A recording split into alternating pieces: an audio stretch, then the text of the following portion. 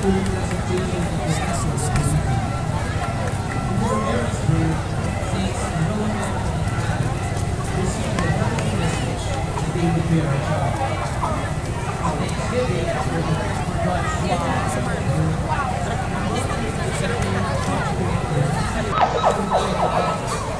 Student Gamboa for participating in this year's Grand Mornings. Carosa de la Junta Busy.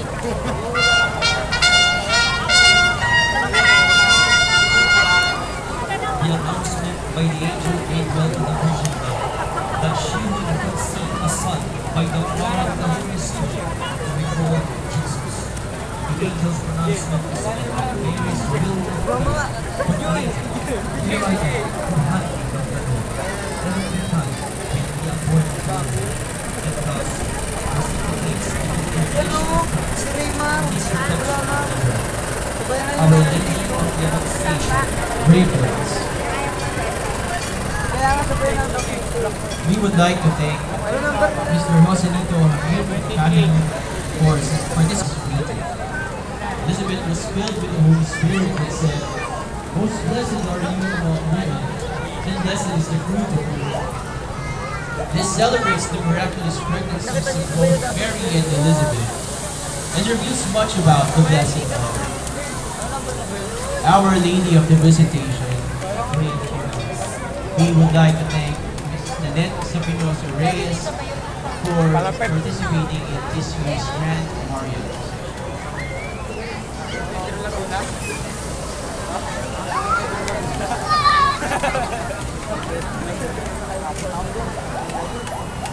Carroza de la Nuestra Señora de Navidad. The image depicts Mary on Christmas Day, giving birth to our Lord Jesus Christ in Bethlehem.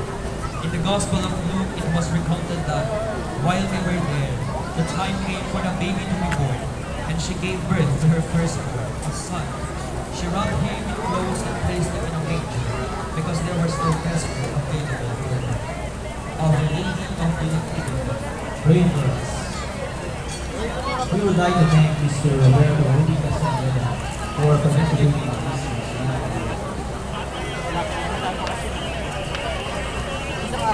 Rosa de la Nuestra Señora de la Leche y Huetra.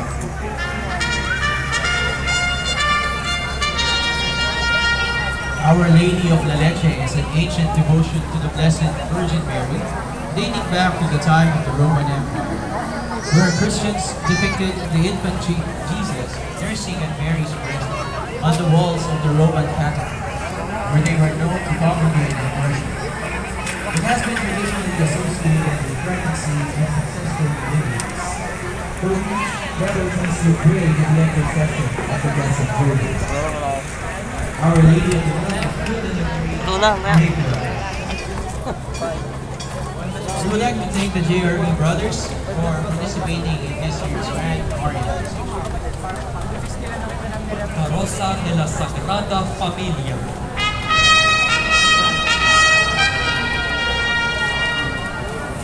The image depicts Jesus, the Blessed Mother, and Saint Joseph as the holiest of families, and therefore a model for all Christian families.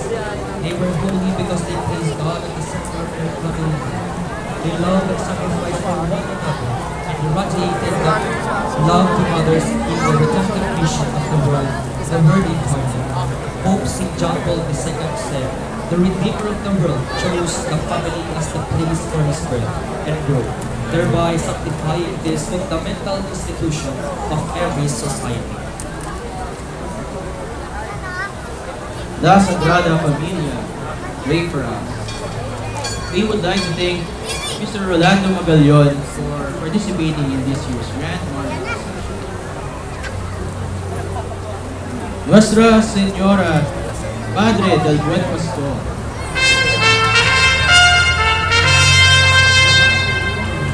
Our Lady, Mother of the Good Shepherd, who is willing to be our shepherdess if we will be her lambs and her sheep, has already had the experience of having Almighty God as her first little lamb, the Lamb of God who takes away the sins of the world. Our Lady, Mother of the Good Shepherd, pray for us. We would like to thank the Bangalan family for participating in this year's Grand Marian Procession. Together with them is Barangay Paliko Community and Jesus the Good Shepherd School.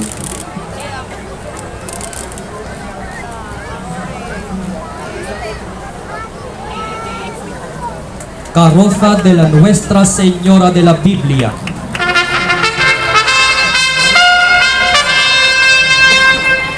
As the primary matriarchal figure of Scripture, Mary played an essential role in Christ's incarnation, giving birth to the Savior of mankind.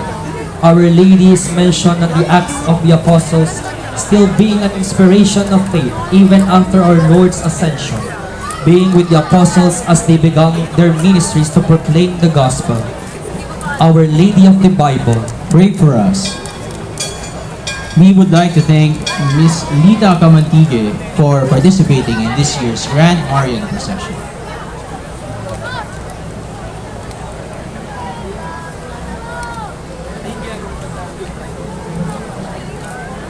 Carroza de la Mater Dolorosa. The sorrowful mother is an image of Mary as when she stood by the side of Jesus' cross. It reminds us of the profound union of heart that existed between the mother of the Redeemer and the Savior, through which she experienced many interior sorrows as a consequence of his mission, but particularly during his passion and death. Our Lady, the Sorrowful Mother, pray for us.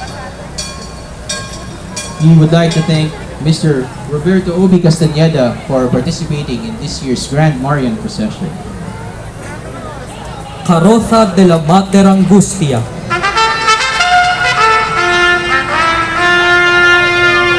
Seeing his mother there with the disciple whom he loved, Jesus said to his mother, "Woman, there is your son." In turn he said to the disciple, "There is your mother." She stood in keeping with the divine plan, suffering grievously with her only begotten son. There she united herself with a maternal heart to his sacrifice and lovingly consented to the immolation of this victim which she herself had brought forth. Mater Angustia, Pray for us. We would like to thank Mr. Marvin Valles for participating in this year's Grand Marian Procession with his images of Mater Angustia and our next Carroza, Carroza de la Nuestra Señora de la Aurora.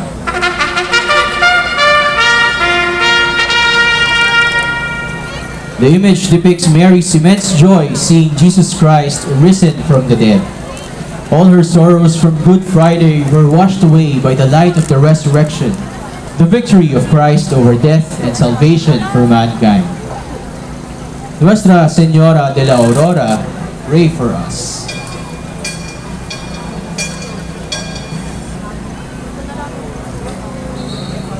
Carroza de la Dormición de la Virgen María.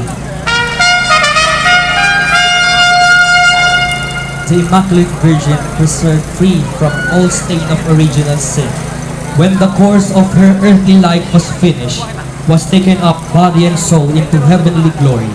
Saint John of Damascus in the 8th century relates how Saint Juvenal, Bishop of Jerusalem, at the Council of Chalcedon, made known that Mary died in the presence of all the apostles, but that her tomb, when opened upon the request of Saint Thomas, was found empty, wherefrom the apostles concluded that the body was taken up to heaven. Mary assumed into heaven. Pray for us. We would like to thank Mr. Oscar Sanyes for participating in this year's Grand Marian Procession. Carroza de la Coronación de la Virgen María.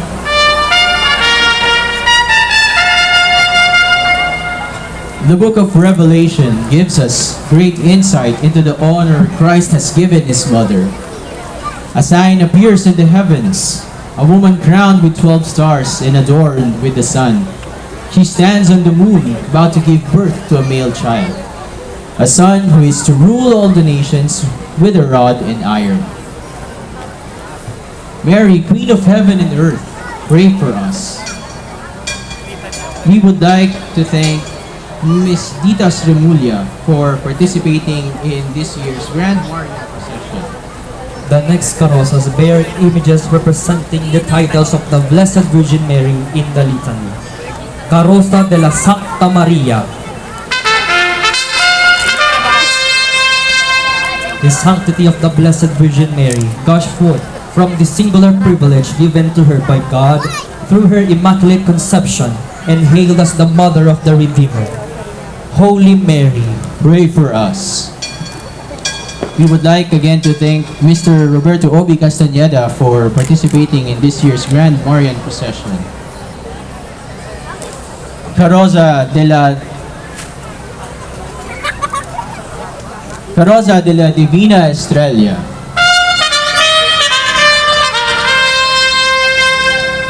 For centuries, Mary is likened to a star of the morning.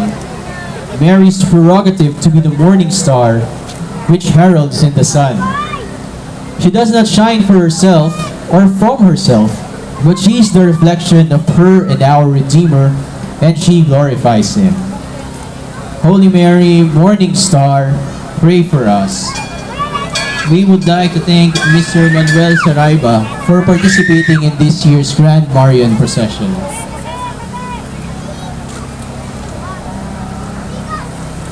Carroza de la Adolorata.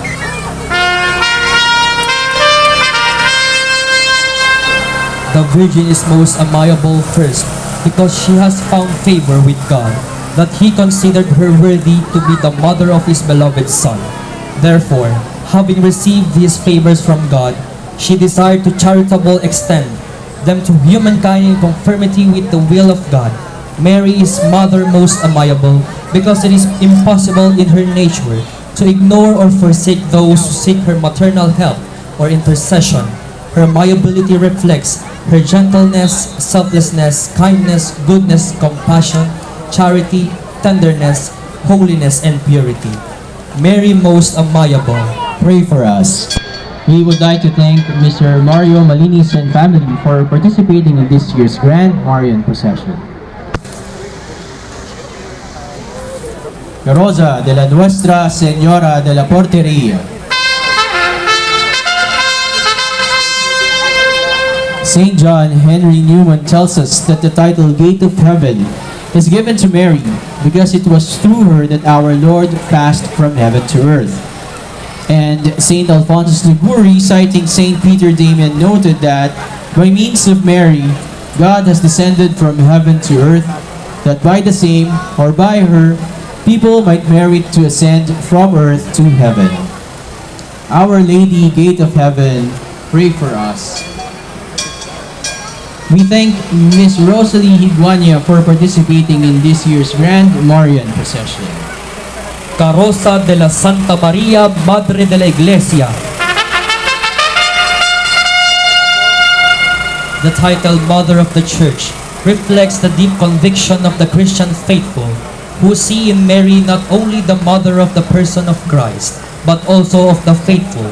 She who is recognized as Mother of Salvation, Life and Grace, Mother of the Saved, and Mother of the Living, is rightly proclaimed Mother of the Church. Mary, Mother of the Church, Pray for us. We thank Mr. Junar Tablan for participating in this year's Grand Marian procession.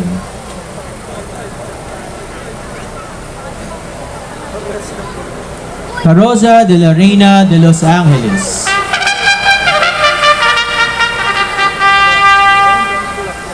Many are the titles by which Mary is the Queen of Angels. She is the Mother of Christ who created the angels.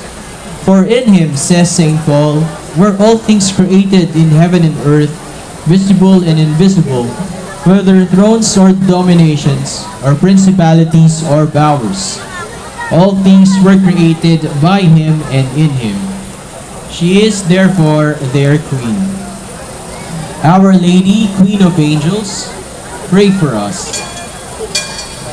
We would like to thank Mr. Bernardo Ilano for participating in this year's Grand Marian procession.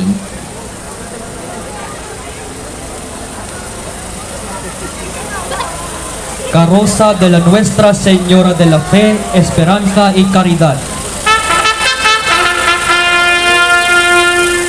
Three pillars sustained Mary's heart at the foot of the cross: her unshakable faith, her unfailing hope, and her profound sacrificial love.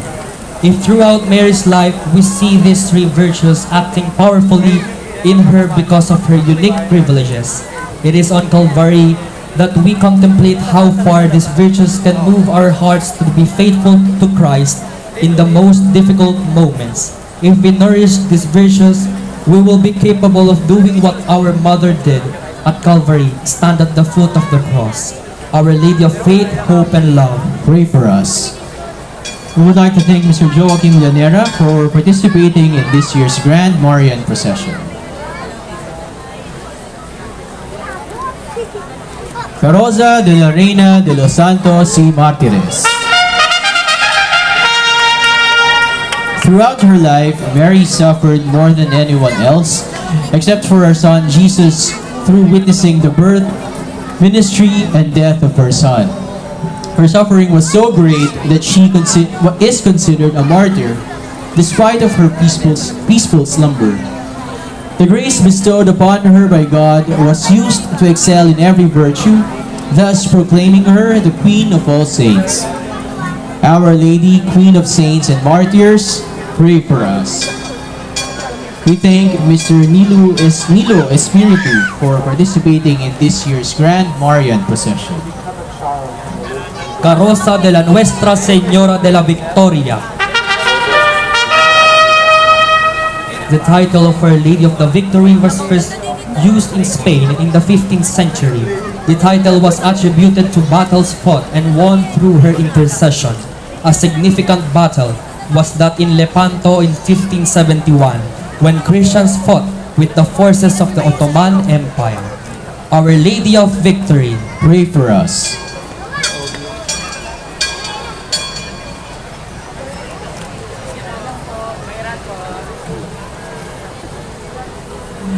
Carroza de la Regina Virgirum.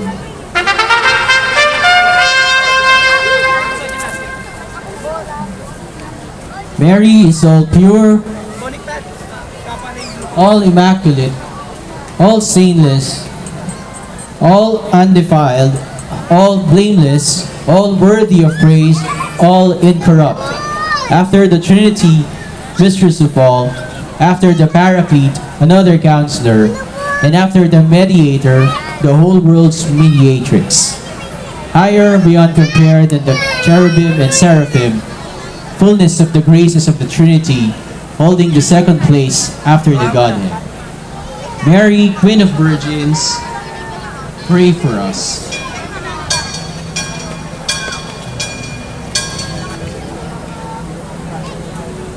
We would like to thank Mr. Francis Reyes Ortega for participating in this year's Grand Marian Procession.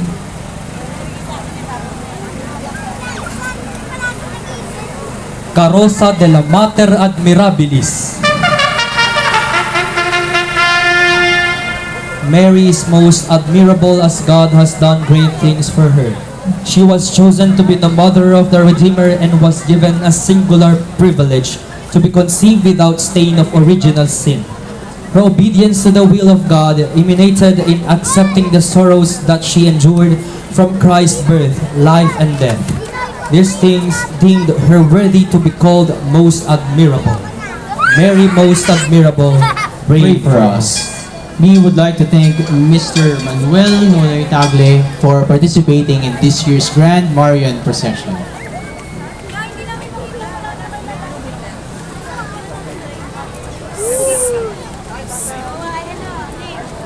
The next carrozas bear images representing the apparitions of the Blessed Virgin Mary.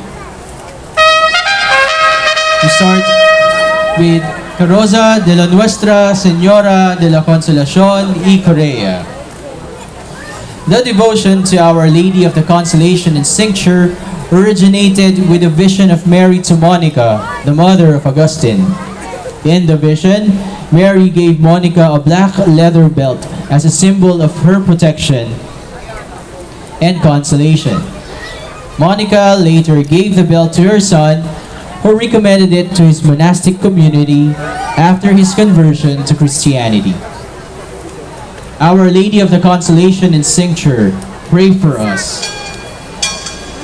We would like to thank Mr. Rico Monzon for participating in this year's Grand Marian Procession. Carroza de la Nuestra Señora de la Medalla Milagrosa. Between July and December 1830, Saint Catherine Labor, a young novice of Daughters of Charity, conceived the extraordinary favor of conserving with the Virgin Mary on 3 occasions. On the 27th of November, the lady instructed Catherine to have a medal made accorded to the model for Our Lady presented. The model bore an invocation, O Mary conceived without sin, pray for us who have recourse to thee. The lady said that though for those who wear it with confidence, there will be abundant graces. Our Lady of the Miraculous Medal, Pray for us. We thank Ms. Mary Chris Enwino for participating in this year's Grand Marian Procession. Carroza de la Nuestra Señora de la Merced. According to the tradition, the Blessed Virgin appeared to Saint Peter Nolasco, Saint Raymond de Peñafort, and King James I of Aragon on August 1st, 1218. In this vision, Mary expressed her desire for the foundation of a religious order dedicated to rescuing Christians held captive by non-Christian forces. This apparition led to the establishment of the Royal and Military Order of Our Lady of Mercy and the redemption of the captives, commonly known as the Mercedarians. The order's mission was to free Christian captives and offer their own lives as ransom if necessary, a powerful embodiment of Mary's merciful intercession. Our Lady of Mercy, pray for us. We would like to thank Mr. Dave Austin Galera for participating in this year's Grand Marian Procession. Carroza de la Nuestra Señora de la Salud.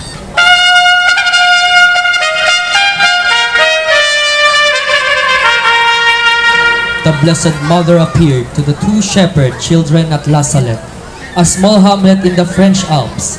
Through the children, she gave her message of reconciliation to the world. She insisted that this message be made known to all her people. Consequently, in 1852, the missionaries of Our Lady of La Salette were founded to serve as a perpetual remembrance of Mary's merciful apparition. Our Lady of La Salette, Pray for us. The image is owned by Mr. Roberto Obi Castañeda. Nuestra Señora de los Pobres.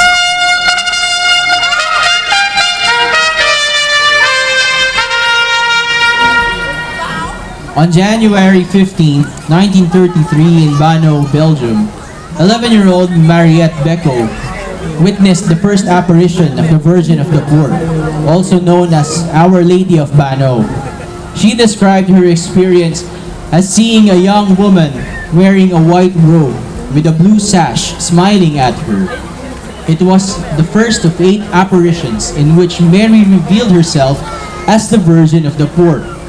She asked Mariette to place her hands in a nearby spring and said that it was reserved for all nations to bring comfort to the sick. Many miraculous healings have occurred at this site, making Bano a pilgrimage destination for the faithful. Our Lady of the Poor, pray for us. We would like to thank Mr. Sonny Lee Perero for participating in this year's Grand Marian Procession. Carroza de la Nuestra Señora de Lourdes.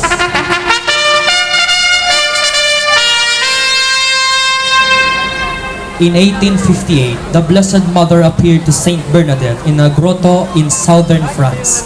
Though faced in much ridicule and disbelief, Bernadette endured all of this. The lady asked for a chapel to be built in the grounds, for Bernadette to pray for the conversion of sinners, and for her to drink the spring water that was revealed to her at the grotto. During this apparition that Mary revealed herself as the Immaculate Conception, a dogma that has been recently pronounced 4 years ago at that time. Our Lady of Lourdes, Pray for us. We would like to thank Mr. Jojo Harin for participating in this year's Grand Marian Procession. We shall now witness the passing of the carrozas of the images of the Blessed Virgin Mary venerated in the different parishes in the Diocese of Imus, starting with Carroza de la Nuestra Señora de Candelaria de Silang.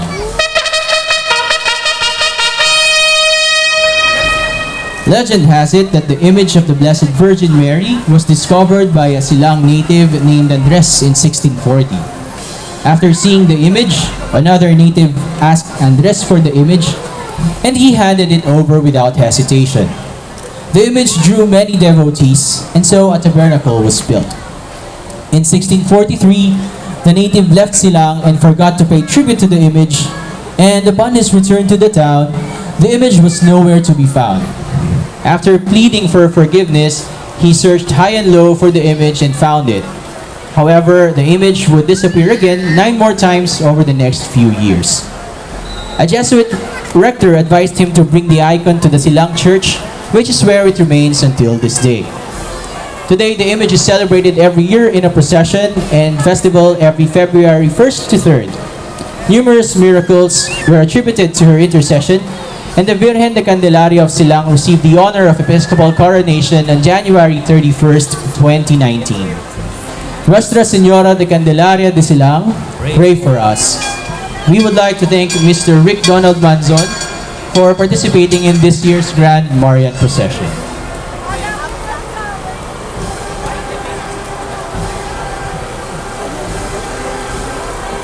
Carroza del Inmaculado Corazón de María de Bucandala. Born out of the collective efforts of devotees of Our Lady of Fatima and proponents of the Black Rosary movement in the community of Bucandala, a chapel was built to attend to the spiritual needs of the faithful of Barrio Bucandala. The chapel became a parish on June 9, 1990. And was dedicated making the Immaculate Heart of Mary as its patroness. O Immaculate Heart of Mary, We put all our love to you. We would like to thank the Immaculate Heart of Mary Parish, Bucandala, Imus City. Joining us tonight is the Ministry of Altar Servers from the parish and the Kapatiran ni Maria. Thank you for participating in this year's Imus Grand Marian Procession.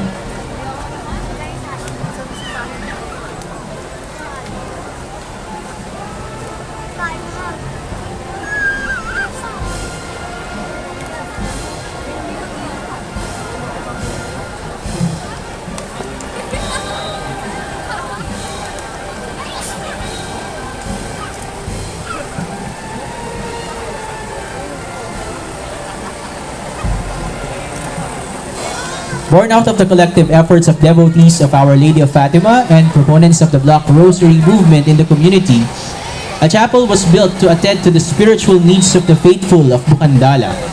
The chapel became a parish on June 9, 1990 and was dedicated making the Immaculate Heart of Mary as its patroness.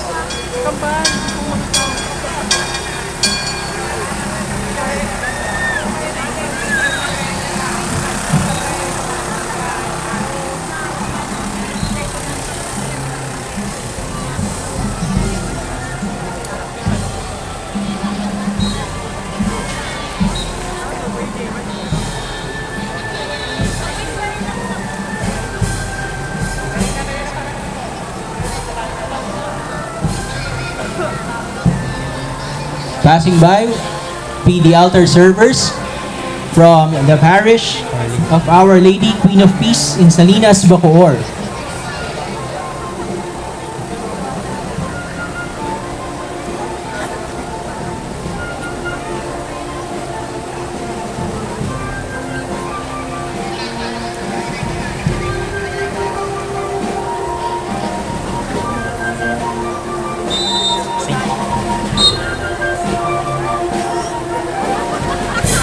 Joining the image of Our Lady Queen of Peace is the St. Michael Band of Bacoor, Cavite.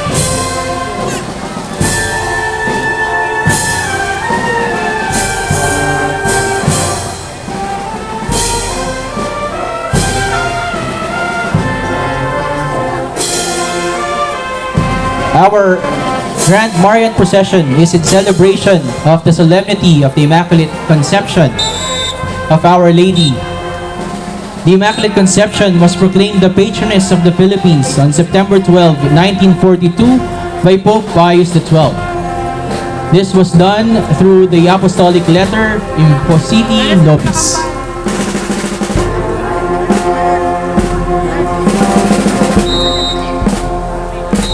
Joining the delegation would be the elder servers of Our Lady Queen of Peace of Salinas, Bacoor City.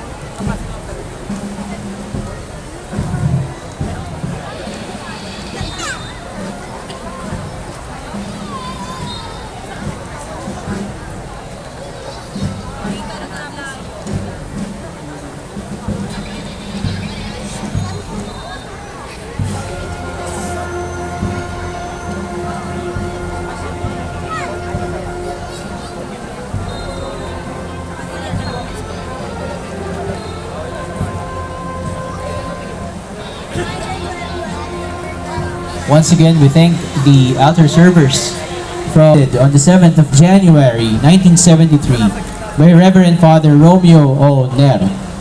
On April 29, 1984, the chapel was dedicated to Our Lady Queen of Peace. The chapel was eventually elevated to a parish on February 27, 1992 by the late Bishop Felix Perez. Our Lady Queen of Peace, pray for us. We thank the community of Our Lady Queen of Peace Parish, Salinas, in Bacoor City for participating in this year's Grand Marian Procession.